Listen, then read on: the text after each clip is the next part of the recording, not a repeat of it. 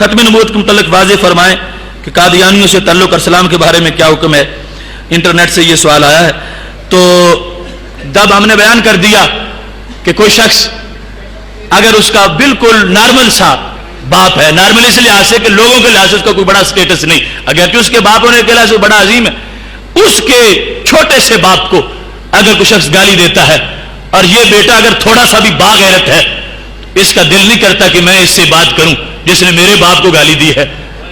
तो महबूब अलैहिस्सलाम को जो गालियां बके और फिर सरकार का उम्मती होके उनसे सलाम ले, तो ये कैसे उसका दिल बर्दाश्त करेगा। रोज़ा पाक में गुंबद खजरा में महबूब अलैहिस्सलाम के दिल को तकलीफ होती है जब कोई आपका उम्मती किसी कादियानी से मिलता है।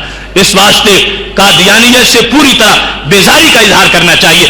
उनसे किसी तरह कोई ताल्लुक कायम करना रखना किसी लिहाज से भी जायज नहीं है पूरी तरह। अरे वो हमारा इम्तिहान है कि ये सिर्फ एक गैर मुस्लिम अक़लियत तक ऐसा सिलसिला बरकरार रहा। असल तो इस पूरे बीज को जमीन से खत्म करना ये एक जरूरी फरीजा है दीन का। आखिर ऐसी कैसे मुमकिन है कि हमारे महबूब अलैहिस्सलाम के होते हुए कोई जाली नबूवत का ऐलान करे और उसके मानने वाले फिर दनाते फिरे और शरारतें करते फिरे और उनके लिए ऐसी गुंजाइशें दी जाए। ये ड्यूटी है हमारी हुकूमत के भी कि अगर ये समझते हैं कि हमने उनको अक़लियत करार दिया हुआ है और उनके हुकूक के हम तहफ़्फ़ुज़ करने वाले हैं, तो वो ज़िम्मी और उस वक्त तक ज़िम्मी होता है जब तक वो इस्लामी तालीमात को छेड़ता नहीं है।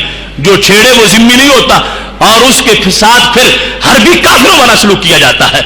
और ये आज हर जगह खरमस्तियां कर रहे हैं, तंग कर रहे हैं मुसलमानों को कादियानी जो हैं।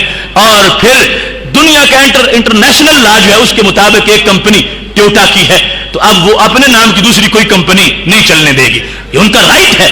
अब मुसलमान का लफ्ज, कलमे का लफ्ज, बिस्मिल्लाह का लफ्ज, कुरान का लफ्ज, उम्मती का लफ्ज, कब्रिस्तान का लफ्ज, ये हमारे रजिस्टर्ड लफ्ज हैं। हम किसी झूठी कंपनी को ये इस्तेमाल नहीं करने देंगे। लिहाजा कहीं भी अगर कोई ऐसा करता है तो उसके डट के मुकाबला किया जाएगा।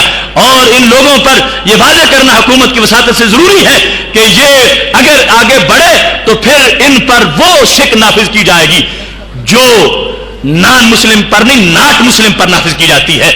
और नॉट मुस्लिम के जो आकाम हैं वो नॉन मुस्लिम के मुकाबले में बिल्कुल बरक्स है।